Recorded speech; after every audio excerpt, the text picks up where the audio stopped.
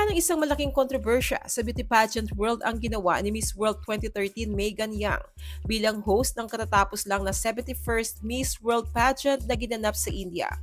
Galit na galit kay Megan ngayon ang ilang mga Africans dahil sa pananabotahe daw ni Megan kay Miss Botswana na si Lesego Chombo bago ito sumalang sa inaabangang question and answer portion. Ang mas malupit pa rito ay nang akusahan nilang form of witchcraft daw o pangungulam ang ginawa ni Megan kay Miss Botswana. Megan, I hope you are proud of yourself. What you did is witchcraft. Kung panonoorin maigi ang video nang tawagin si Miss Botswana para sa Q&A portion, ay may mga ilang hibla ng buhok nito ang nawala sa ayos at bumagsak sa kanyang noo. At kung hindi ito inayos ni Megan Yang ay malamang nahaharang ito sa mukha ni Miss Botswana na maaaring makaabala sa kanyang pagsagot sa tanong. Ayon sa mga nagtatanggol kay Megan, it's just a queen supporting another queen. Ang tulungan si Miss Botswana umano ang tanging layunin ni Megan na nakikita nila dito. Pero hindi ganyan ang tingin dito ng ilang mga Africans na galit ngayon kay Megan. Katunayan ay kaliwat ka ng masasakit na salita na ang ibinabato nila kay Megan at itinatag pa nila ang kapuso actress sa mga ito. Ayon sa mga nanggagalaite, wala naman daw silang nakikitang dapat ayusin si Megan sa buhok ni Miss Botswana. Malinaw daw na kaya ito ginawa ni Megan para pababain ang confidence ng kanilang kandidata.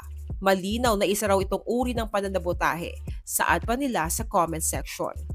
Samantala, may iba namang inakusahan si Megan na kaya daw nito hinawakan ang buhok ni Miss Botswana para ipakita sa judges na hindi iyon natural curls.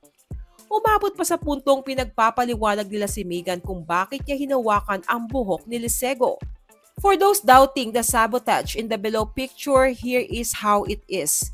Megan Yang, the 2013 Miss World as a host, is already in that pedestal, as she has even been both Miss World Queen and Miss World Judge before.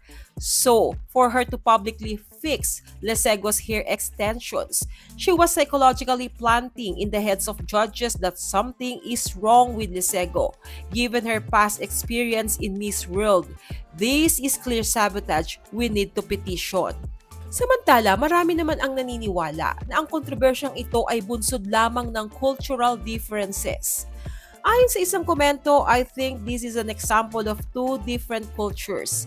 Southeast Asians fixing each other's hair is one of the most admirable gestures. But probably in African culture, it is an insult or just sensitive. Ayon naman sa Philippine Pageantry Facebook page, culturally and socially, many consider touching another person's hair to be rude and disrespectful. It's pervasive and invasion of personal space. Touching hair without consent is a big microaggression in the Black community. On the perspective of the pageant world, sisterhood means being on the lookout for each other, and the Miss World is a global movement of sisterhood, using beauty with a purpose for the greater good. Ano pong masasabi nyo sa naging gesture ni Megan Yang sa paghawi nito sa buhok ni Miss Botswana bago sumalang sa Q&A?